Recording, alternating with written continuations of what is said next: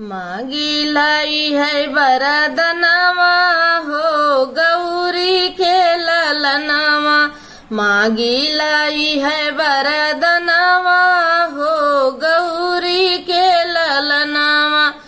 नैहर मांगे मात पिता का, नैहर मांगे मात पिता का। डोली के खातिर बीरनवा हो गौरी के ललनवा।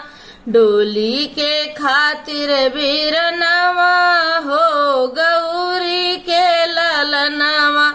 मांगी लाई है वरदनवा हो गौरी के ललनवा।